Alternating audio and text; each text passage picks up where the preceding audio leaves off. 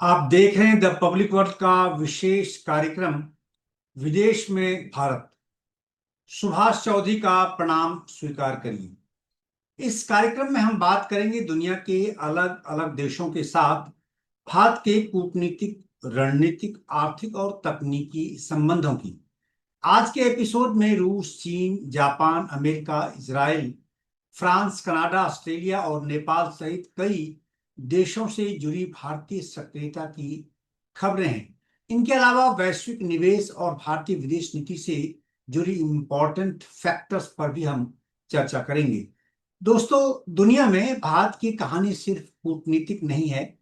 यह व्यापार, तकनीक, निवेश, उद्योग, रोजगार, शिक्षा और सामुद्रिक व आंतरिक सुरक्षा की कहानी है।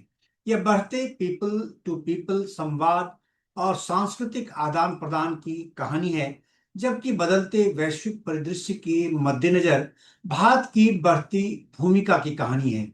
आज का यह एपिसोड थोड़ा लंबा हो सकता है, क्योंकि पिछले 2 से 3 दिनों में केंद्र की नरेंद्र मोदी सरकार के 4 प्रमुख प्रतिनिधि विदेश दौरे पर थे।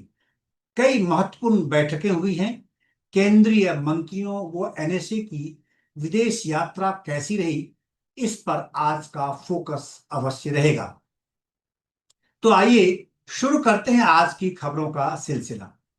पहली खबर अपने पड़ोसी नेपाल से, जिनसे हमारे सदियों पुराने करीबी संबंध रहे हैं और आज बाढ़ की त्रासदी झेल रहा है नेपाल। राहत कार्य शुरू है। भारतीय जो मानवीय सहायता है वो तेज कर दी गई है भारत सरकार की ओर से। नेपाल में आई विनाशकारी बाढ़ के बाद भारत सरकार ने राहत और मानवीय सहायता के प्रयास तेज कर दिए हैं। बताया जाता है कि अब तक 300 से अधिक लोगों की जाने जाने की खबर है। विदेश मंत्री डॉक्टर एस जयशंकर ने नेपाल में आई हालिया बाढ़ की स्थिति और भारत की ओर से जारी राहत एवं बचाव प्रयासों की समीक्षा के लिए एक महत्वपूर्ण बैठक की। इस बैठक में विदेश सचिव, विदेश मंत्रालय यानी एमईए के वरिष्ठ अधिकारी और काठमांडू एवं बीजिंग में भारत के राजदूत शामिल हुए। बैठक का मुख्य उद्देश्य बाढ़ प्रभावित क्षेत्रों में भारतीय नागरिकों की स्थिति और उनकी सुरक्षा का पता लगाना था। विदेश मंत्रालय भारतीय नागरिकों से जुड़ी जानकारी जुटाने और प्रभावित लोगों को सहायता पहुंचाने के लिए विभिन्न केंद्रीय मंत्रालयों, राज्य सरकारों, टूर ऑपरेटरों और परियोजना एजेंसियों के साथ समन्वय कर रहा है। भारत राहत और मानवीय अभियानों के साथ साथ लापता लोगों का पता लगाने एवं भारतीय नागरिकों की मदद के लिए नेपाली जो स्थानीय ऑफिसर्स हैं के साथ निरंतर संवाद कर रहा है। मीडिया रिपोर्ट में बताया गया है कि बाढ़ की स्थिति नेपाल तिब्बत सीमा के नजदीकी इलाकों में भयावह बनी है। त्रिशूली और नारायणी नदी के आसपास के क्षेत्रों में रहने वाले समुदाय बुरी तरह प्रभावित हुए हैं। प्रारंभिक रिपोर्ट में मकानों, सड़कों, पुलों और महत्वपूर्ण बुनियादी ढांचों को नुकसान पहुंचने की बात सामने आई है। बचाव दल प्रभावित क्षेत्रों तक पहुंचने के प्रयास में लगे हुए हैं। लापता लोगों में भारतीय पर्यटक और भारत के तीर्थयात्री और अन्य भारतीय नागरिक भी शामिल बताए जाते हैं। हालांकि केंद्र सरकार की ओर से जारी की गई सूचना के अनुसार 2 दर्जन से अधिक जो भारतीय पर्यटक या तीर्थयात्री थे, उनको सकुशल बचा लिया गया है। उनके हालात और ठिकाने की जानकारी को वेरीफाई भी किया जा रहा है, जो अब तक लापता हैं। विदेश मंत्रालय ने स्पष्ट किया है कि स्थिति लगातार बढ़ रही है।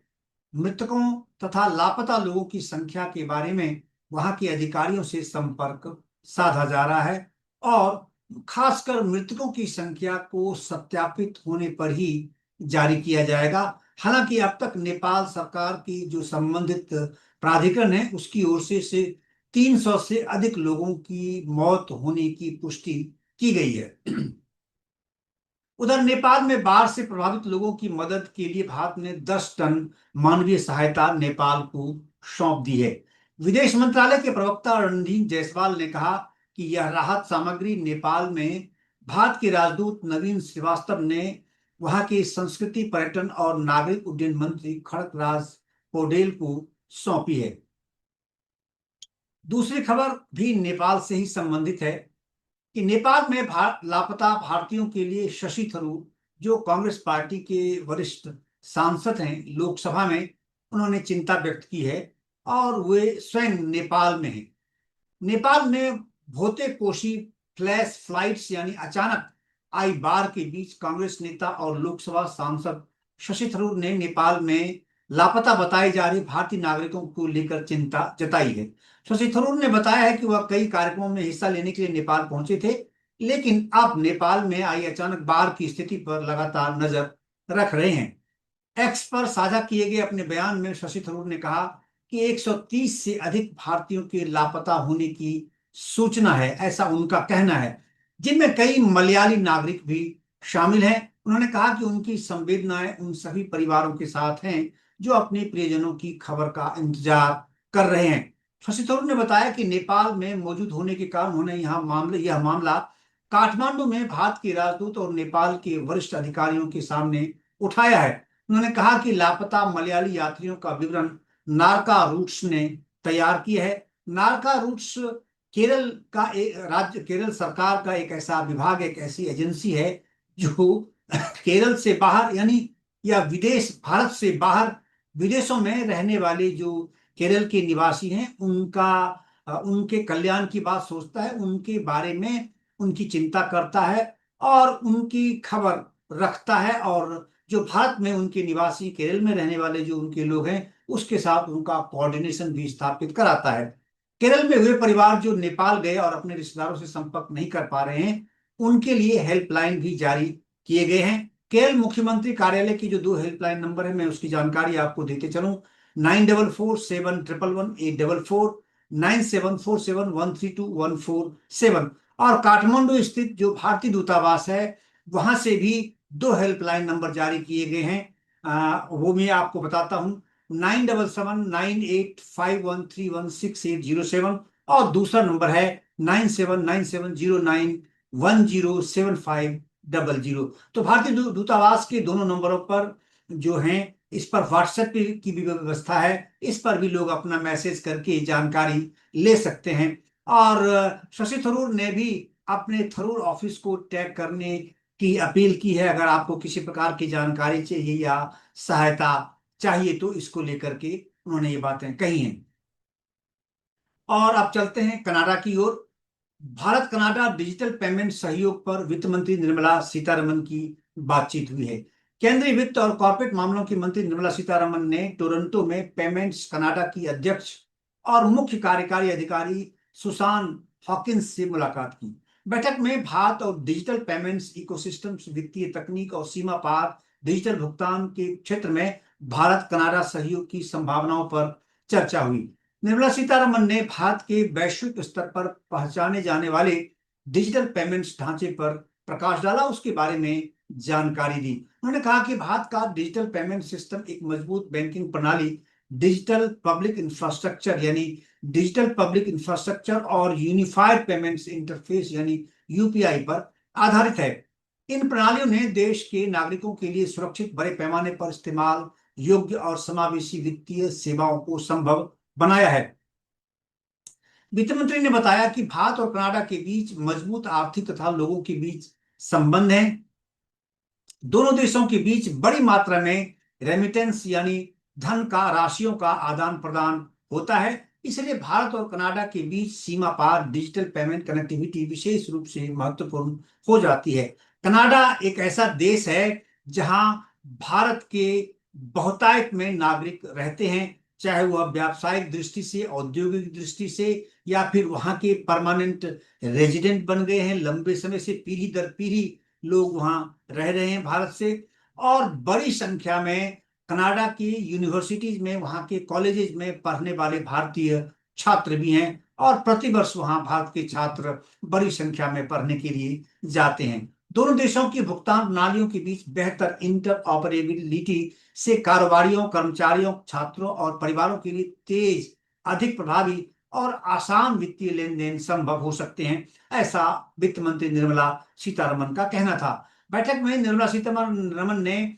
Gujarat international finance tech city यानी गिफ्ट सिटी के इंटरनेशनल फाइनेंशियल सर्विसेज सेंटर का भी उल्लेख किया। उन्होंने गिफ्ट आईएफएससी को अंतर्राष्ट्रीय वित्तीय सेवाओं और फिनटेक के क्षेत्र में उभरते हुए एक महत्वपूर्ण केंद्र के रूप में प्रस्तुत किया। मैं आपको बताता चलूं कि भारत कनाडा व्यापार संबंध हालांकि पिछले कुछ समय से अब सुधर रहा है। हालांकि 2 वर्ष पीछे अगर आप जाएंगे तो स्थिति काफी तनावपूर्ण थी। दोनों देशों के बीच में कुछ ऐसे मुद्दे थे जिसको लेकर, खासकर निज्जर हत्याकांड को लेकर दोनों देशों के बीच में तनाव की स्थिति पैदा हो गई थी। यहाँ तक कि जो राजनयिक थे वो भी बुला लिए गए थे।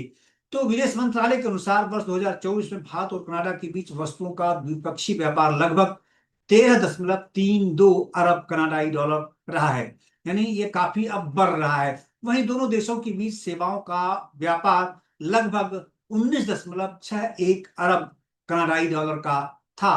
भारत से कनाडा को निर्यात की जाने वाली प्रमुख वस्तुओं में फार्मास्यूटिकल्स, इलेक्ट्रॉनिक सामान, आभूषण, इंजीनियरिंग उत्पाद और ऑटोमोबाइल के पुर्जे शामिल हैं।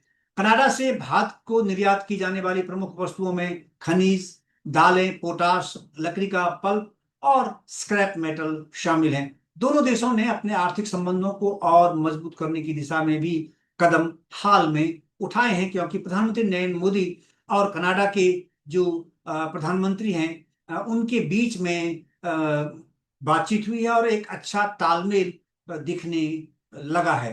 नवंबर 2025 में भारत और कनाडा ने कंप्रिहेंसिव इकोनॉमिक पार्टनरशिप एग्रीमेंट किया, यानी व्यापक आर्थिक साझेदारी समझौते के लिए बातचीत शुरू करने पर सहमति जताई थी।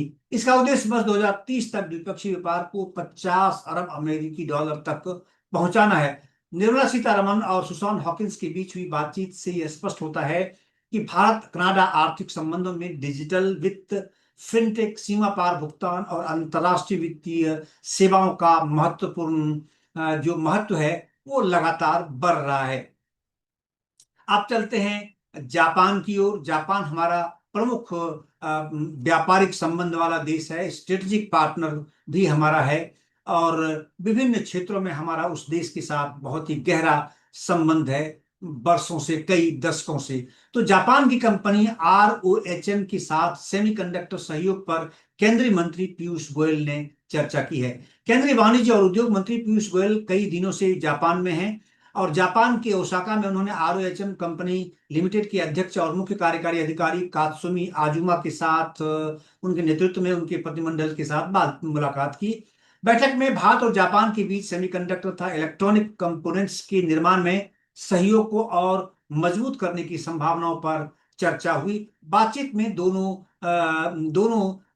पक्षों ने सहमति जताई और दोनों पक्ष आगे बढ़ने को तैयार दिखे, ऐसा संकेत मिलता है। बातचीत में जिन क्षेत्रों पर विशेष ध्यान दिया गया उनमें सेमीकंडक्टर डिजाइन है, पावर डिवाइसेज हैं, इलेक्ट्रॉनिक कंपोनेंट्स हैं और एडवांस्ड पैकेजिंग के साथ साथ असेंबली और टेस्टिंग जैसे मुद्दे भी शामिल हैं। पीयूष गोयल ने भारत के तेजी से बढ़ते इलेक्ट्रॉनिक्स इकोसिस्टम पर प्रकाश डाला, उसके बारे में जानकारी दी। उन्होंने कहा कि भारत में निवेश, तकनीकी साझेदारी और वैश्विक सप्लाई चेन में भागीदारी के लिए काफी संभावनाएं मौजूद हैं और जापान को आगे बढ़ना चाहिए। जापान के व्यवसायियों को भारत में आकर अपने व्यवसाय को विस्तार देना चाहिए। बताते चलें कि ROHM जापान की सेमीकंडक्टर और इलेक्ट्रॉनिक कंपोनेंट्स निर्माण करने वाली प्रमुख कंपनी है।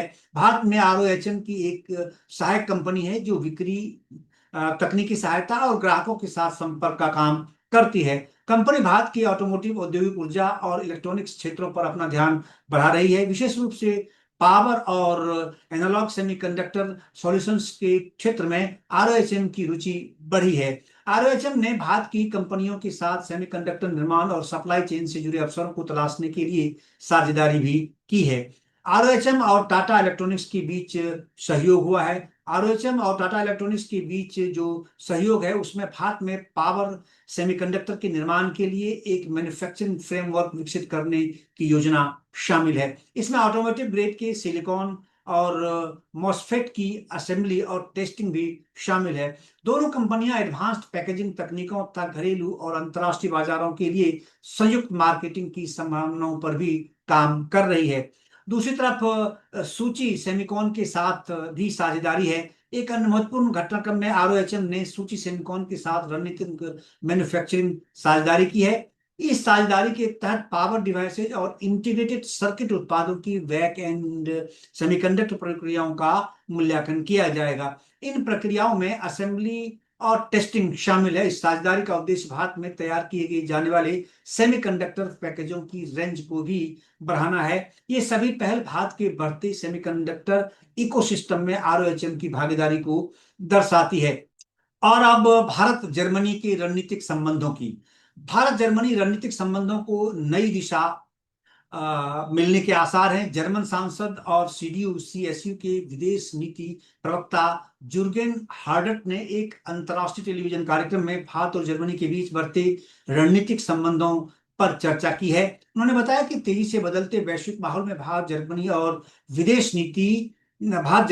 की विदेश नीति और सुरक्षा दृष्टिकोण के लिए लगातार अधिक महत्वपूर्ण होता जा रहा है। जर्मनी इस समय दुनिया में अपनी भूमिका पर नए सिरे से विचार कर रहा है। अपने व्यावसायिक संबंधों को भी नए सिरे से परिभाषित करने यानी रिकैलिब्रेट करने की कोशिश में लगा हुआ है। इस पुनर्विचार में कई महत्वपूर्ण मुद्दे शामिल हैं जिस पर वो विचार कर रहे हैं, और संभावना इस बात की है इस सांसद के अनुसार कि भारत के साथ यानी चीन पर वो अपनी निर्भरता कम कर सकते हैं और भारत के साथ वो इन संबंधों को लेकर आगे बढ़ सकते हैं, जिनमें रक्षा, ऊर्जा सुरक्षा, सप्लाई चेन की मजबूती, चीन पर आर्थिक निर्भरता, यूरोप के साथ संबंध और अमेरिका के साथ जो संबंध है, ये सारे विषय शामिल हैं जिसको लेकर के जर्मनी अब अपने को एक तरह से रीऑर्गेनाइज करने की कोशिश में लगा हुआ है। जर्मन सांसद जुर्गेन हार्डट ने कहा कि चांसलर फ्रेडरिक मर्ज की जनवरी 2026 में भारत यात्रा ने दोनों देशों के संबंधों को और मजबूत किया है। अब कनाडा से एक महत्वपूर्ण खबर है। ओएमईआरएस से भारत में और अधिक निवेश की अपील की है। केंद्रीय वित्त और कॉर्पोरेट मामलों की मंत्री निर्मला सीतारमन ने उन्होंने टोरंटो में ओएमईआरएस को के अध्यक्ष और मुख्य कार्यकारी अधिकारी ब्लैक हट चेसन से मुलाकात की। यह बैठक गुरुवार को हुई। बैठक में भारत में कनाडा के इस पेंशन फंड के दीर्घकालिक निवेश को और विस्तार देने की संभावनाओं पर चर्चा की गई। निर्मला सीतारमन ने भारत में ओएमईआरएस के लगातार विश्वास की सराहना की। उन्होंने ओएमईआरएस को भारत में अपने दीर्घकालिक जुड़ाव को और गहरा करने के लिए प्रोत्साहित किया। वित्त मंत्री ने विशेष रूप से बुनियादी ढांचे और रियल एस्टेट में ओएमईआरएस के मौजूदा निवेश का उल्लेख किया और नए क्षेत्रों में भी भागीदारी बढ़ाने की अपील की।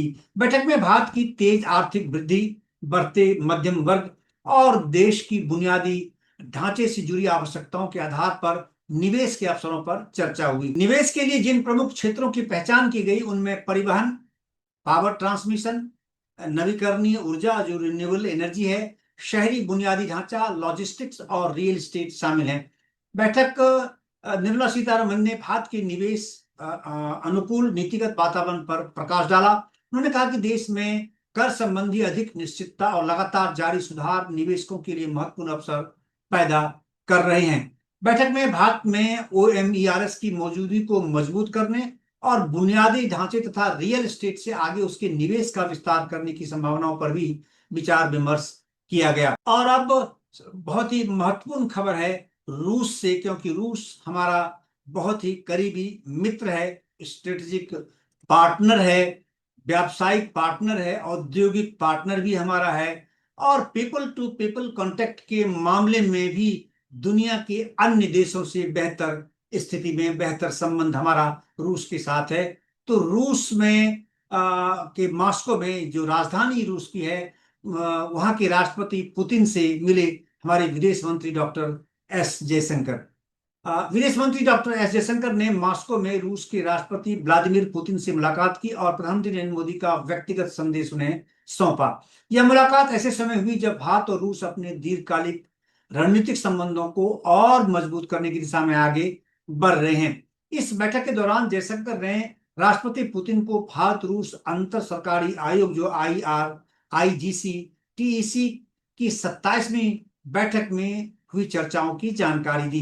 दो नेताओं ने व्यापार, निवेश, ऊर्जा, प्रौद्योगिकी और अन्य क्षेत्रों में द्विपक्षीय सहयोग की समीक्षा की। जयशंकर ने भविष्य में साझेदारी को और मजबूत करने के लिए राष्ट्रपति पुतिन का मार्गदर्शन भी मांगा। दोनों पक्षों ने प्रमुख क्षेत्रीय और वैश्विक घटनाक्रमों के साथ साथ बहुपक्षीय मंचों से जुड़े मुद्दों पर भी विचार विमर्श किया।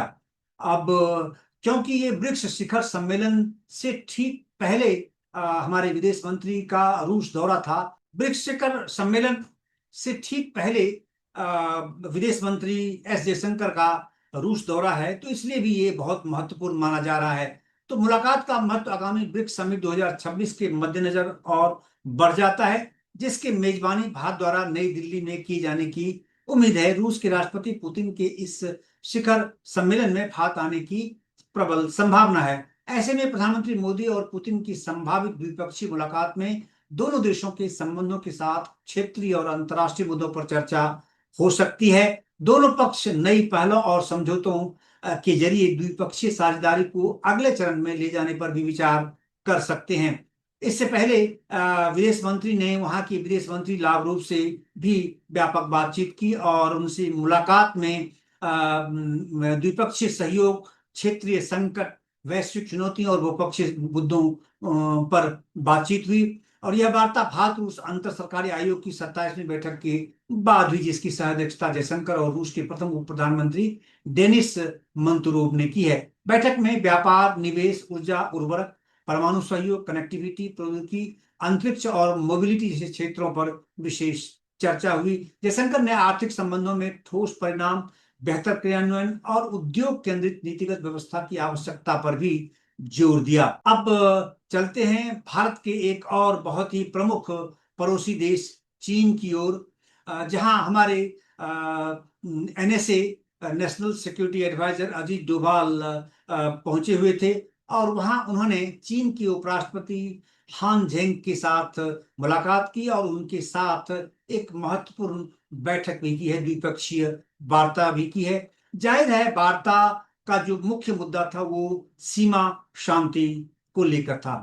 तो भारत के राष्ट्रीय सुरक्षा सलाहकार और भारत चीन सीमा प्रश्न पर विशेष प्रतिनिधि अजीत डोभाल ने 25 अगस्त को चीन के उपराष्ट्रपति हान जोंग से मुलाकात की। यह बैठक भारत और चीन के विशेष प्रतिनिधियों के बीच सीमा मुद्दे पर होने वाली 25वें दौर की वार्ता से पहले हुई। बैठक में दोनों पक्षों ने सीमा क्षेत्रों में शांति और स्थिरता बनाए रखने तथा द्विपक्षीय संबंधों को आगे बढ़ाने के तरीकों पर चर्चा की। भारतीय दूतावास के अनुसार डोभाल और हानजेंग ने आर्थिक, राजनीतिक और बहुपक्षीय मंचों पर सहयोग और संवाद बढ़ाने के मुद्दे पर भी विचार किया। यह बातचीत दोनों देशों के शीर्ष नेतृत्व के बीच बनी सहमति के अनुरूप संबंधों को आगे बढ़ाने के प्रयास का हिस्सा माना जा रहा है। चीन के विदेश मंत्रालय के प्रवक्ता लिन जियान ने कहा कि विशेष प्रतिनिधियों की व्यवस्था सीमा विवाद पर बातचीत का प्रमुख माध्यम है। उन्होंने कहा कि दोनों देश सीमा प्रश्न पर गहन चर्चा जारी रखेंगे। इससे पहले अगस्त 2025 में हुई 24वीं विशेष प्रतिनिधि वार्ता में सीमा मुद्दे पर विस्तृत बातचीत हुई थी और कई महत्वपूर्ण समझ पर सहमति बनी थी। भारत लगातार यह स्पष्ट करता रहा है कि सीमा क्षेत्रों में शांति और स्थिरता का सीधा असर व्यापक भारत चीन संबंधों पर पड़ता है। 6 अगस्त को दोनों देशों के बीच सीमा मामलों पर परामर्श एवं समन्वय के लिए कार्यतंत्र, जिसे आप WMCC कहते हैं, कि 36वीं बैठक में भी वास्तविक नियंत्रण रेखा यानी LAC की स्थिति की समीक्षा की गई थी। इसी से संबंधित एक और खबर है चीन से ही, जो हानजेंग का क्या संदेश रहा, यानी हानजेंग ने क्या कुछ कहा। हमने पहले आपको बताया कि भारत का क्या पक्ष था और भारत क्या चाहता था। अब दूसरी तरफ से दूसरे जो पक्ष हैं, जो वार्ताकार थे हानजेंग, उनका क्या कहना था उसके बारे में आपको बताता हूं कि भारत चीन संबंधों को रणनीतिक नजरिए से आगे बढ़ाने की जरूरत पर उन्होंने बल दिया है। भारत के राष्ट्रीय सुरक्षा सलाहकार अजीत डोभाल की मुलाकात के दौरान चीन के उपराष्ट्रपति हान जेंग ने भारत चीन संबंधों को दीर्घकालिक और रणनीतिक दृष्टिकोण से देखने की आवश्यकता पर बल दिया। चीन के भारत में राजदूत सु फेई होंग के अनुसार हान जेंग ने कहा कि पिछले 2 वर्षों में चीन के राष्ट्रपति शी जिनपिंग और प्रधानमंत्री नरेंद्र मोदी की कजान और तियानजिन में 2 मुलाकातें हुई थी। इन बैठकों में दोनों नेताओं ने द्विपक्षीय संबंधों के भविष्य को लेकर कई महत्वपूर्ण समझ बनाई।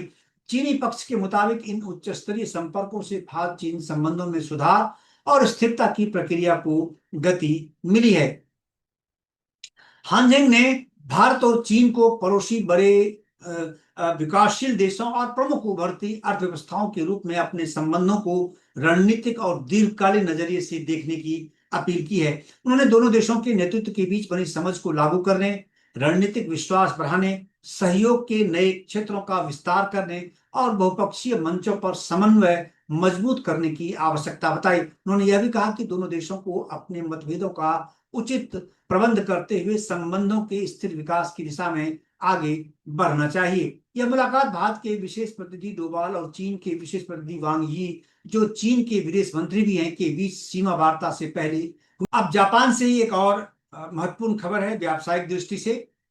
पीयूष गोयल ने मारुबेनी के सीईओ से की मुलाकात, भारत जापान कारोबारी सहयोग बढ़ाने पर दिया बल। केंद्रीय वाणिज्य एवं उद्योग मंत्री पीयूष गोयल ने जापान की मारुबेनी कॉरपोरेशन के प्रेसिडेंट एवं सीईओ मासायुकी ओमोटो और कंपनी के वरिष्ठ अधिकारियों के साथ बैठक की। बातचीत का मुख्य फोकस भारत में निवेश और दोनों देशों के बीच कारोबारी सहयोग के विस्तार पर रहा। गोयल ने भारत में मारुबेनी की 1918 से चली आ रही मौजूदगी का उल्लेख करते हुए कंपनी के लंबे कारोबारी अनुभव की सराहना की। मारुबेनी ने भारत में बुनियादी ढांचा, ऊर्जा, मोबिलिटी, खाद्य एवं कृषि, धातु और खनिज समेत कई क्षेत्रों में अपनी गतिविधियां विकसित की हैं। बैठक में भारत जापान आर्थिक संबंधों में बढ़ती संभावनाओं, निवेश, तकनीकी सहयोग और मजबूत आपूर्ति श्रृंखलाओं पर चर्चा हुई। भारत के बढ़ते बाजार और विनिर्माण क्षमता के साथ जापान की तकनीकी विशेषज्ञता और निवेश क्षमता को जोड़कर नए कारोबारी अवसर तैयार करने पर भी विचार किया गया। गोयल और मारुबेनी नेतृत्व ने विभिन्न क्षेत्रों में नए निवेश और साझेदारी के अवसर तलाशने पर चर्चा की।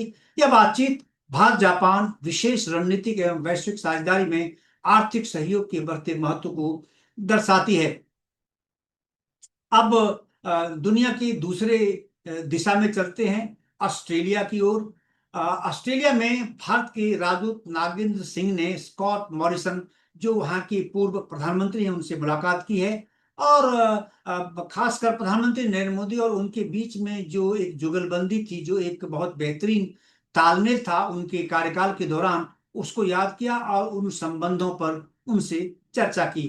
तो ऑस्ट्रेलिया में भारत के उच्चायुक्त नागेंद्र सिंह ने ऑस्ट्रेलिया के पूर्व प्रधानमंत्री स्कॉट मॉरिसन एसी से मुलाकात की। दोनों ने भारत और ऑस्ट्रेलिया के बीच मजबूत रणनीतिक साझेदारी तथा दोनों देशों के लोगों के बीच गहरे संबंधों पर चर्चा की। मुलाकात के दौरान मॉरिसन ने प्रधानमंत्री नरेंद्र मोदी के साथ अपनी गर्मजोशी भरी दोस्ती को याद किया। दोनों नेताओं के बीच व्यक्तिगत संबंधों ने भारत ऑस्ट्रेलिया संबंधों को नई मजबूती देने में महत्वपूर्ण भूमिका निभाई थी। मोदी और मॉरिसन के कार्यकाल के दौरान दोनों देशों के बीच संबंध कम्प्रिहेंसिव स्ट्रेटेजिक पार्टनरशिप के स्तर तक पहुंचे थे।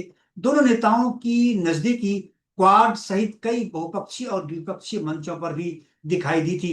वर्तमान में भारत और ऑस्ट्रेलिया के संबंध व्यापार, निवेश, रक्षा, सुरक्षा, शिक्षा, महत्वपूर्ण प्रौद्योगिकी और ऊर्जा जैसे क्षेत्रों में लगातार विस्तार कर रहे हैं। जुलाई 2026 में प्रधानमंत्री मोदी और पूर्व प्रधानमंत्री स्कॉट मॉरिसन ने मेलबर्न में भी मुलाकात की थी, जिसमें दोनों ने व्यापक रणनीतिक साझेदारी की प्रगति और दोनों देशों की दोस्ती पर भी चर्चा की थी। अब भारत का एक महत्वपूर्ण दोस्त देश इजराइल, उसकी चर्चा कर रहे हैं, क्योंकि भारत और इजराइल के बीच में भी संबंध जो है वो विभिन्न विषयों को लेकर प्रगाढ़ होते जा रहे हैं और उसको एक नया आयाम मिल रहा है। खास करके कार्मियल नगरपालिका के साथ एक सहयोग तलाशने के लिए भारतीय मिशन पहुंचा था और भारत और इजराइल के बीच स्थानीय स्तर पर सहयोग की संभावनाएं तलाशने की दिशा में भारतीय मिशन ने कार्मियल नगरपालिका के साथ बातचीत की। भारत की charge d'affaires Nayantara D Panda और भारतीय सांस्कृतिक केंद्र की निदेशक साइली मेहत्रे ने कार्मियल के मेयर मोशे कोनिस्की से मुलाकात की। बातचीत में संस्कृति, शिक्षा, स्टार्टअप, नवाचार और उभरती प्रौद्योगिकियों के क्षेत्र में सहयोग की संभावनाओं पर विचार किया गया। इजराइल के गलीली क्षेत्र में स्थित कार्मेल को औद्योगिक और तकनीकी गतिविधियों के लिए जाना जाता है। शहर में इंडस्ट्री 4.0, आर्टिफिशियल इंटेलिजेंस, रोबोटिक्स और साइबर सुरक्षा जैसे क्षेत्रों से जुड़े प्रयासों ने सहयोग की नई संभावनाएं पैदा की हैं। बैठक में लोगों के बीच संपर्क और सांस्कृतिक कूटनीति को भी महत्व दिया गया। शिक्षा और संस्कृति के क्षेत्र में सहयोग से दोनों देशों के विद्यार्थियों, शिक्षाविदों और कलाकारों के बीच संपर्क बढ़ाया जा सकता है। भारत और इजराइल के बीच पहले से ही रक्षा, कृषि, जल प्रबंधन, विज्ञान और प्रौद्योगिकी, नवाचार, व्यापार और शिक्षा सहित कई क्षेत्रों में व्यापक सहयोग है। करगिल के साथ स्थानीय स्तर पर बातचीत इस साझेदारी में एक नया आयाम जोड़ सकती है, इस प्रकार की संभावना बन रही है। अब अमेरिका और भारत के संबंधों को लेकर हर दूसरे दिन कुछ ना कुछ नई खबरें आती रहती हैं, और उसमें कई ऐसे संस्थाएं, ऐसी एजेंसीज हैं, ऐसे फोरम हैं जो महत्वपूर्ण भूमिका अदा कर रहे हैं। उनमें से ही एक है US India strategic partnership forum. और साइबर सुरक्षा पर यूएसआईएसपीएफ की एक बैठक हुई है, और पुराने टेक सिस्टम के बढ़ते खतरे पर मंथन किया गया है। इसमें विभिन्न क्षेत्रों के जो एक्सपर्ट्स हैं, हितधारक हैं, इसमें जमा थे।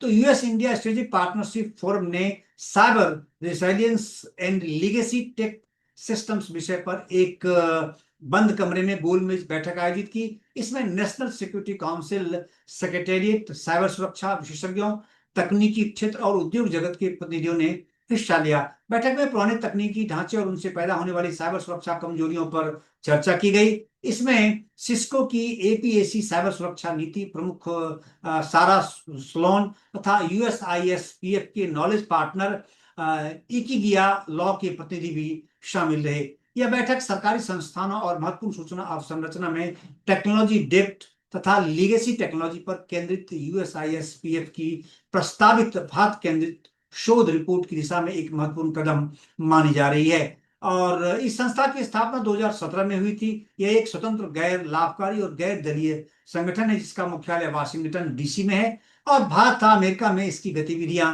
होती रहती हैं। इस यानी जो यूएसआईएसपीएफ संगठन है, इसका नेटवर्क 400 से अधिक वैश्विक कंपनियों से जुड़ा है। इसका उद्देश्य सरकारों, उद्योगों और अन्य हितधारकों को एक मंच पर लाकर भारत अमेरिका सहयोग को बढ़ावा देना है। इसके बोर्ड में आईबीएम के अरविंद कृष्ण और क्वालकॉम के एलेक्स रोजर्स, सिस्को के बेन डॉसन और गूगल के प्रभाकर राघवन, इन्फोसिस के सलील पारेख, एचसीएल टेक्नोलॉजीज की रोशनी नाडर मल्होत्रा और आईटीसी के संजीव पुरी के साथ साथ अन्य प्रमुख कई कारोबारी शामिल हैं। यूएसआईएसपीएफ की कार्यकारी समिति की अध्यक्षता जॉन टी चैम्बर्स करते हैं, जबकि शांतनु नारायण और राज सुब्रमण्यम इसके उपाध्यक्ष हैं।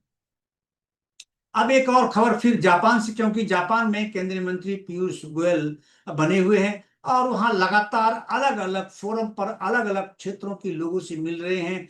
और व्यावसायिक फोरम पर व्यावसायिक संगठनों, औद्योगिक संगठनों के साथ साथ बड़े उद्योगपतियों से, बड़े औद्योगिक घरानों के जो सीईओ हैं या उसके मालिक हैं, उसके प्रोप्राइटर हैं, उसके साथ भी 1-to-1 मुलाकात निवेश को आकर्षित करने की दिशा में की जा रही है। तो केंद्रीय मंत्री पीयूष गोयल ने कावासाकी हैवी इंडस्ट्रीज के सीईओ से भी मुलाकात की। रोबोटिक्स और हाइड्रोजन पर सहयोग की संभावना को वहां तलाशा गया। केंद्रीय वाणिज्य एवं उद्योग मंत्री ने कावासाकी हैवी इंडस्ट्रीज के प्रेसिडेंट एंड सीईओ यासुहिको हाशिमोतो तथा कंपनी के वरिष्ठ अधिकारियों से मुलाकात की। बैठक में रोबोटिक्स, हाइड्रोजन तकनीक और भारी इंजीनियरिंग के क्षेत्र में भारत जापान औद्योगिक सहयोग बढ़ाने पर चर्चा हुई। गोयल ने भारत में तेजी से बढ़ते बुनियादी ढांचे और स्वच्छ ऊर्जा की ओर बढ़ते बदलाव को जापानी कंपनियों के लिए बड़े अवसर के रूप में रेखांकित किया।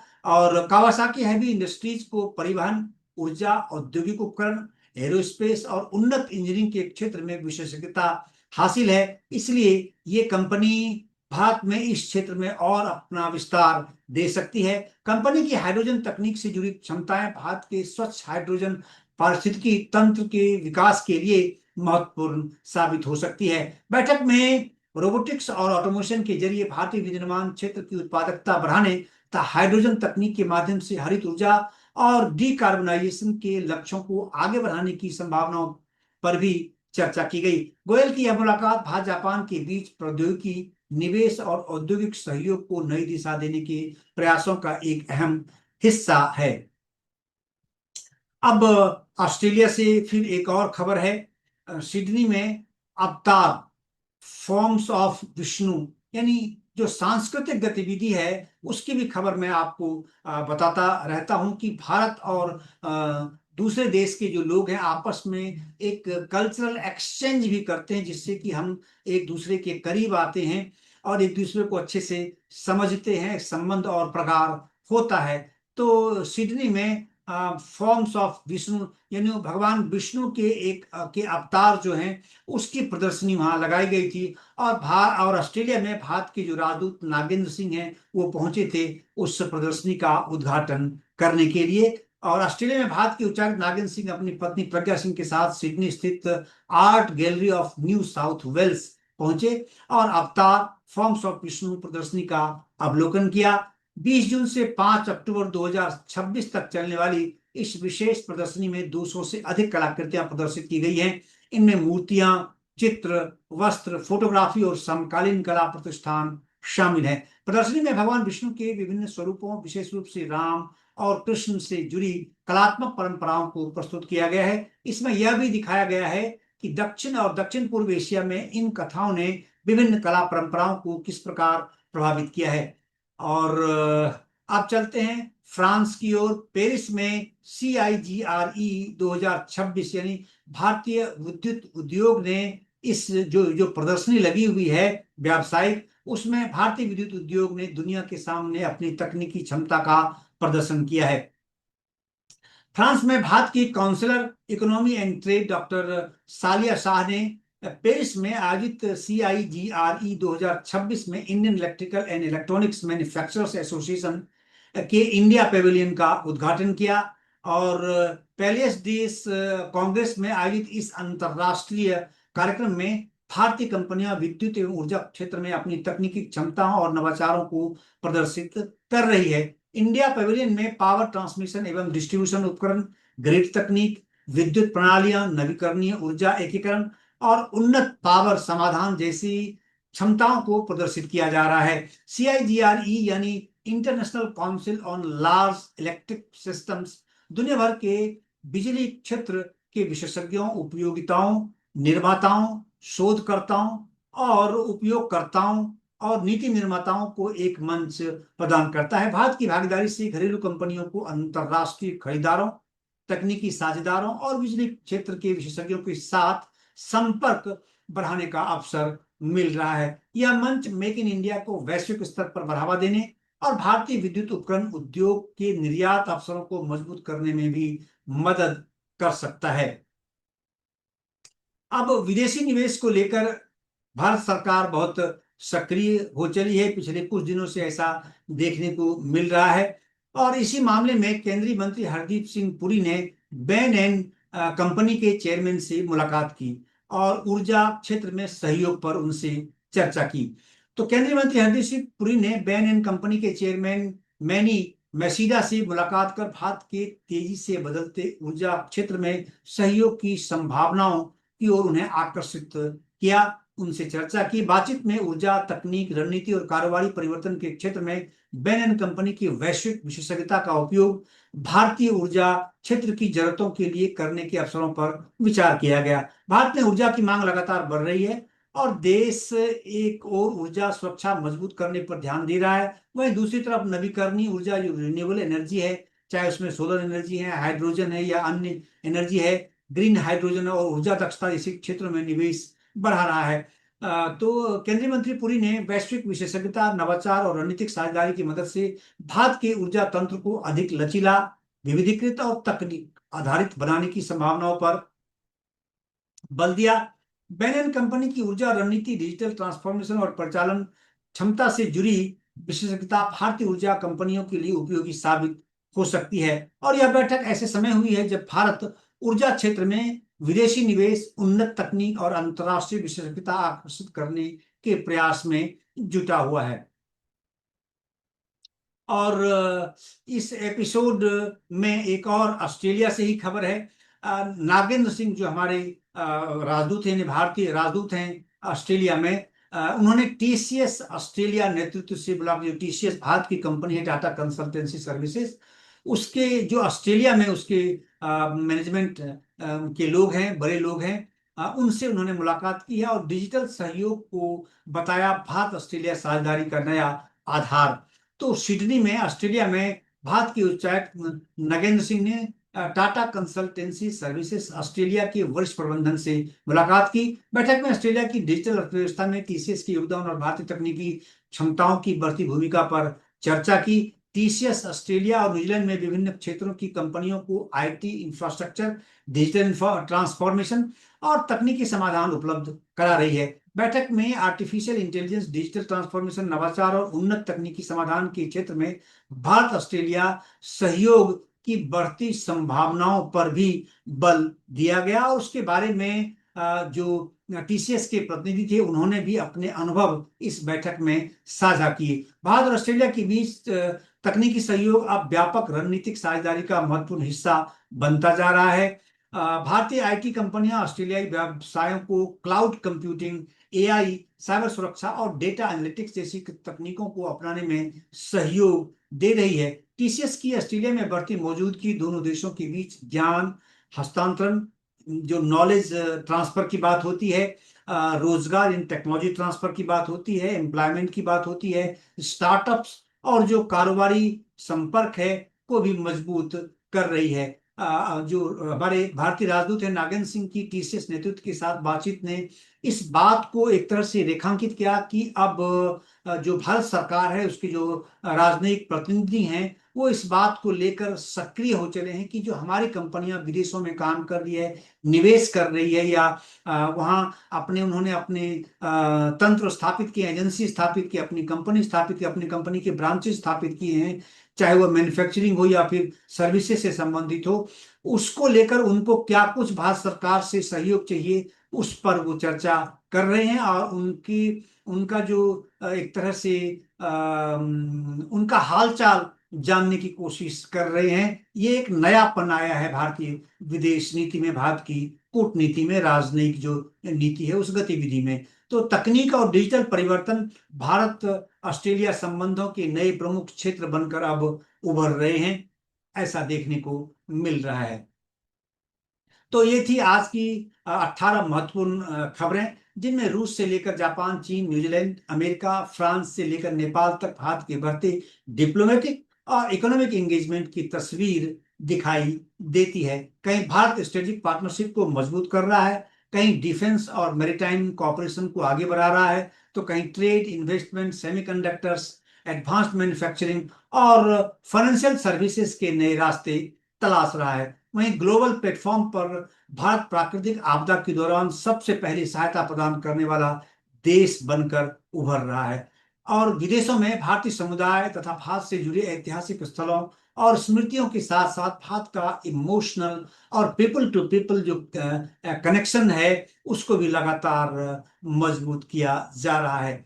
तो आप देख रहे थे द पब्लिक वर्ल्ड का विशेष कार्यक्रम विदेश में भारत। अगर आपको हमारा यह कार्यक्रम पसंद आया हो तो द पब्लिक वर्ल्ड को सब्सक्राइब करें, वीडियो को लाइक करें और इसे ज्यादा से ज्यादा लोगों तक शेयर भी करें और शेयर करते हुए हमारी मदद करें। फिर मिलेंगे दुनिया में भारत से जुड़ी नई और महत्वपूर्ण खबरों के साथ। नमस्कार।